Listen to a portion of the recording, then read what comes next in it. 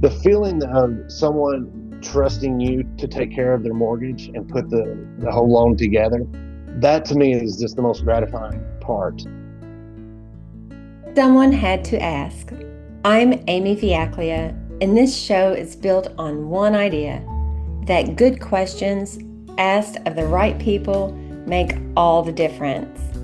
Each episode, I sit down with someone who has the expertise that most of us don't and ask the questions you might not know to ask. Someone had to ask, so I did. In our first episode, I introduced Jay as my brother and the person who has answered more of my mortgage questions than anyone. What I didn't get into is how he ended up in the seat he's in now, or why that seat looks different than a lot of the other people you might talk to when you're buying a home. There's a bank, there's a retail lender, and there's a wholesale broker. Most people assume those are all more or less the same, where the same thing wearing a different sign. They're not. And Jay has actually worked inside more than one of them before landing where he is now. Today, I want to ask him to walk us through that difference and to tell us why, after seeing this business from more than one side, he chose to build his career as a broker. Jay, welcome back to Someone Had to Ask. Thanks for having me. Jay, before we get into the different types of lenders, give us your story. You've been in this industry more than 20 years. What has Mhm. that path actually looked like? Well, it started out in Louisville, Kentucky, First Commonwealth Mortgage. I actually went to work there because one of my best friends from college was doing really well in the mortgage business, and he gave me a call and was just like, "You can do this." And at that time, I really didn't even know what a mortgage was. So it started out like I had no idea really what I was getting into. So I started out, and that was in November of 2002. And then I was fully licensed the very beginning of '03. So started out with a broker. First Commonwealth was a broker back then. And that's how I started, just looking at multiple lenders to take the loan to. And then from there moved and a couple years worked at First Commonwealth. Then took the plunge of owning my own mortgage company. That was a real experience. That was from around '04, 05 to '09. Stayed in business with that mortgage company until the mortgage, what they call the mortgage meltdown, the restructuring back in '09, 2010. And it was a better idea for me to pivot and go to work for what's called a mortgage retail lender.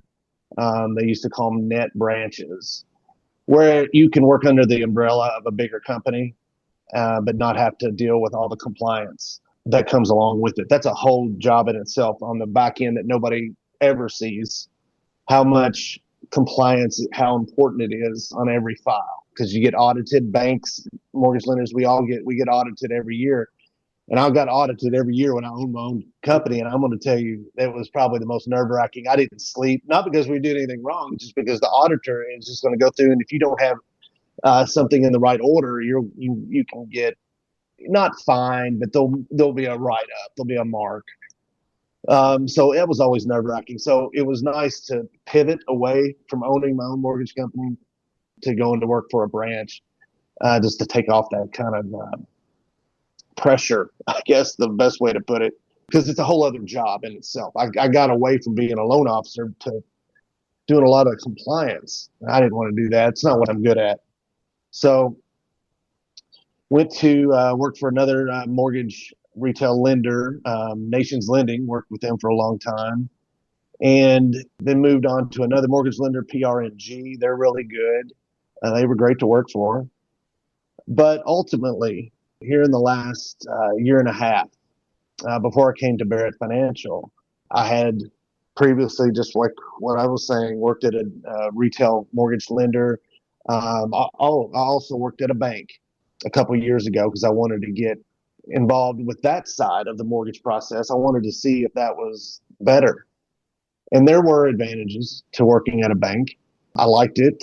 Enjoyed working at the bank. I liked having the nice office that that a bank had. That was fun. I felt like really important whenever I'd come to my office at the bank a few years ago.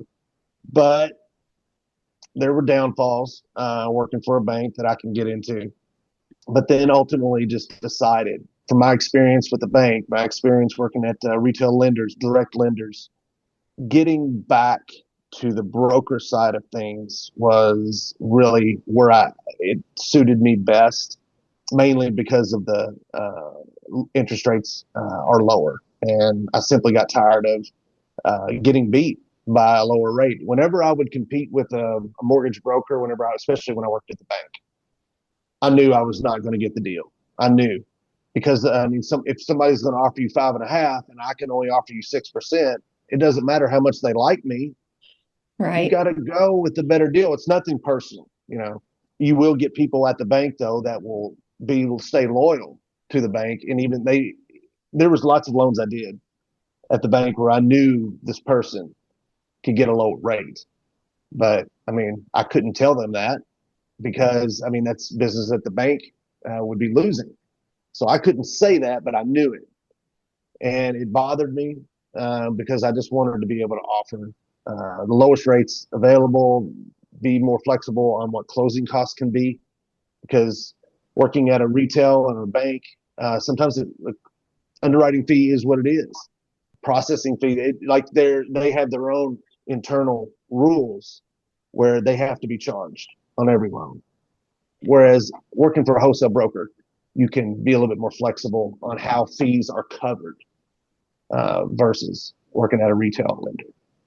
So let's talk about that a little bit more. So let's define these terms because I Okay. think people are using words, they don't even know what they directly mean because they mean different things. So, what's Mm-hmm. the actual difference between a bank, a retail mortgage lender, Mm-hmm. and a wholesale broker? You've touched on it. Let's just put those dividing lines down. Okay. As far as the bank goes, if you want to have a relationship with your loan officer and you want to have your checking savings all in one spot, there is advantages with doing that. The difference there, as far as a bank and where I am now, is the underwriting. Underwriting can be a lot tougher, and that was ultimately why I left the bank because underwriting sometimes their personal opinion would creep in how they underwrote the file.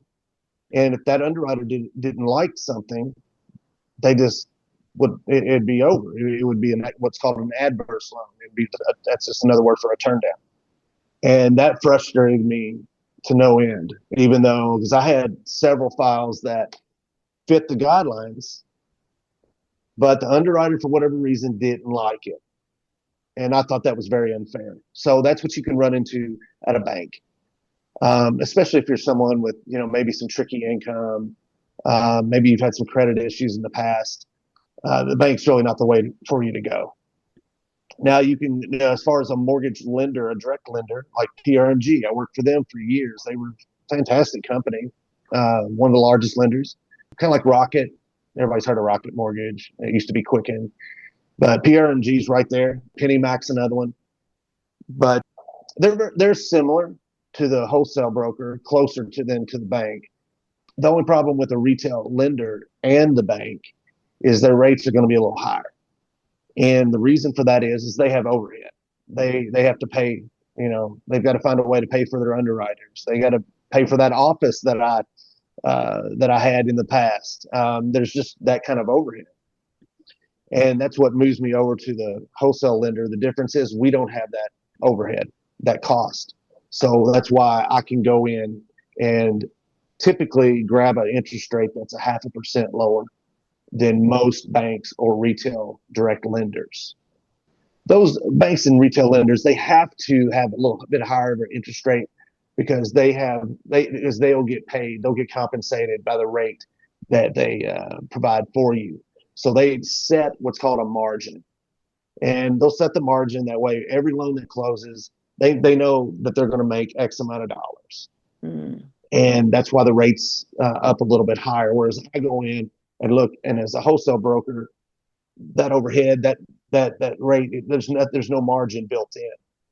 So it's kind of like me going to a wholesale. Think of a warehouse of Nike T-shirts. If I'm going to that warehouse and I'm going to pick for you, I'm probably going to find a deal that's $5 for that shirt. Versus if you go to a retail mortgage lender, or if I work for a retail mortgage lender, that shirt's going to be $8 because they have to make their money somewhere, because so Margin. Yeah. they have to, there's that margin. So if you're at a retail shop buying that T-shirt, they have to have the margin. They have to make their money. Where I'm going straight to the warehouse, and there is no overhead. So that's the big benefit with talking to a broker. So you've spent some time on in each of these areas, and you've talked a little bit about where each one fell short for you. But what did working at a bank or in retail teach you that you carry with you now? Okay. As far as the good points at a bank, they have what's called portfolio loans. That's the big separator. Those are the ones that they create. Like they underwrite their own way. They still follow standard underwriting guidelines, but they can be a little quirky. Like the loan programs aren't offered across the board. Like there was a no money down first time home buyer program that was what I don't have access to. But it was because the bank had that as a portfolio loan. It's one of theirs. Like they created the guidelines to a certain degree. Okay. So that was a good point with the bank. I really liked that, them having a few niche programs that were really good. That doesn't mean the rate was better, but they had the program that was, I thought, better in some cases. So that's what I took away from the bank as far as a positive. So they do have some advantages there with their portfolio loans. Now, mortgage, as far as a direct lender, that they were nice because you could work. I could get to know the underwriter a little bit better. Same way at a bank, you get to know your underwriter a little bit better after you send several files. You'll typically get the same one. So some, you develop a relationship with. So that was always, I enjoyed that. But moving to the broker side of things, the best thing where I am now is being able to essentially shop for you and find you the best deal. Whereas, say, a mortgage lender and a bank, you are going to be confined to the programs that they have. You have to fit what they want. Okay. Whereas with a wholesale broker like myself, I can go look at, 100 different lenders. Now I have my top 20, technically top 5, but we have access to every lender. So if you are someone that has maybe a niche thing at your type of loan, like for example, a non-qualified mortgage. See, we have lenders that'll do that, and not all retail mortgage lenders offer those types of programs. Whereas I have access to everyone, and I can find which lender has the particular program that we're looking for, and always comes with a lower interest rate. So that's ultimately why I left the bank, left mortgage lending as a direct lender, and went to the broker side is straight up because the interest rate is typically a 0.5% lower, and closing costs can be less, and just more in control. I want to go back into this direction of you being asked to be in this business in the first place. And you're like, what in the world is a mortgage? Like, Mm-hmm. what is this? So you've been in this business over 23 years. Yeah. What keeps you in this business? What's your why? Oh, oh, it's every loan is different. I remember, the first loan I closed, over 23 years ago, and I still had that same feeling today. The feeling of someone trusting you to take care of their mortgage and put the whole loan together, that to me is just the most gratifying part. And like I've mentioned in other episodes, no two loans are alike. Everybody's loan situation is different, and that's what I've always loved. I've always loved being able to solve a problem. Lots of times, your loan officer is a problem solver. We have to find ways for you to be approved, not just because not everybody walks in with an 800 credit score and 20% down. I mean that's just not reality. Your most people that I've spoken to over 23 years fall. I've had perfect credit, middle of the road credit, bad credit. So we have to find solutions for everyone. And the ones I like the most are your first time home buyers and putting together different scenarios, different programs. And that's always been just super gratifying to me, that mainly that they are trusting me to put their mortgage together. Well, I know two things that have come up for you a lot are that freedom and negotiation power. So, Mm-hmm. what do these actually look like on the day to day? What can you do for a client now that you couldn't do before? Yeah. Well, what we can do now is I have access to every loan program on the market, on the secondary market. And that's that's the best thing. That's what I like the most, because I know that the deal that I can put together for someone, whether they go with me or not, if they're going to have all the options in front of them. You don't. There's two different types of no money downs. There's down payment assistance, then there's USDA or there's VA. You should be able to have the opportunity to look at all those options.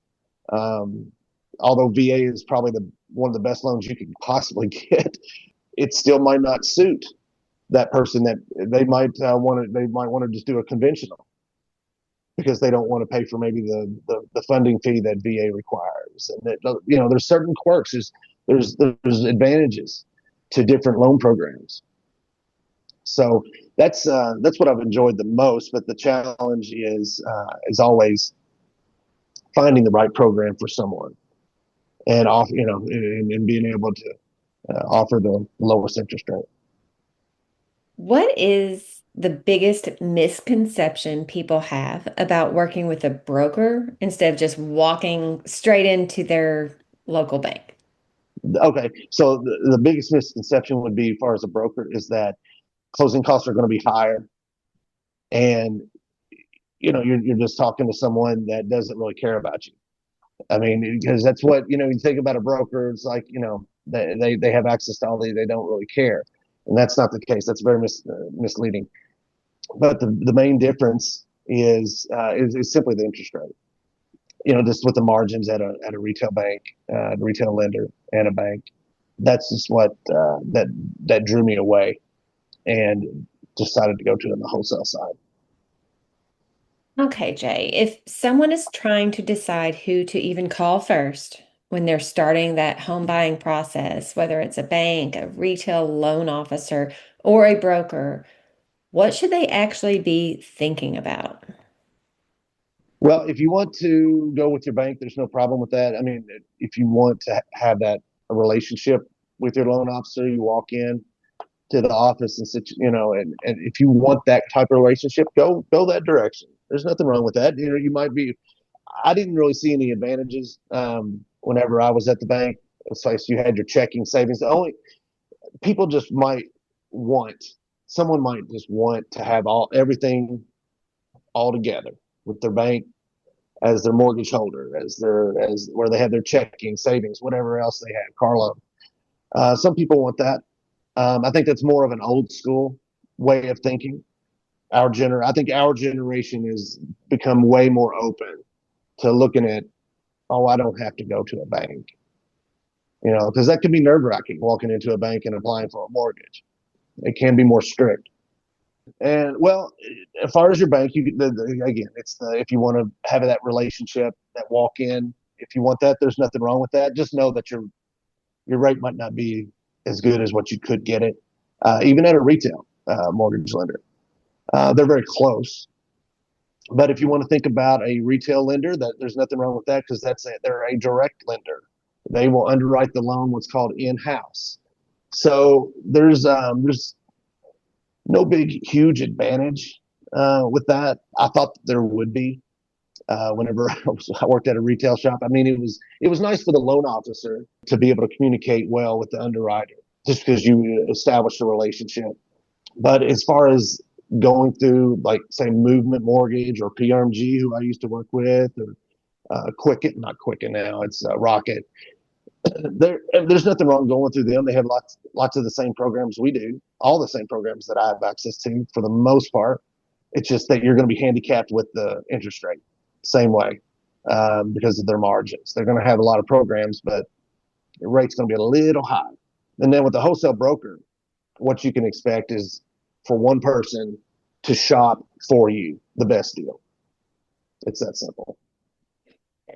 Jay, I think this is a conversation a lot of people never think to have because most of us don't know there's a decision to make before we even get to the rate sheet. We just call whoever we've heard of. And Mm-hmm. listeners, if this gave you a clearer sense of who you're actually talking to the next time you're shopping for a mortgage, that's exactly what this show is for. If you found this conversation useful, share it with someone who's about to start the home buying process and doesn't know where to begin, or who's never thought to ask what kind of lender they're even working with. Next time, we will be talking about the big engines that move mortgages, that set rates and approvals. But we'll leave it there for today. Someone had to ask, so I did.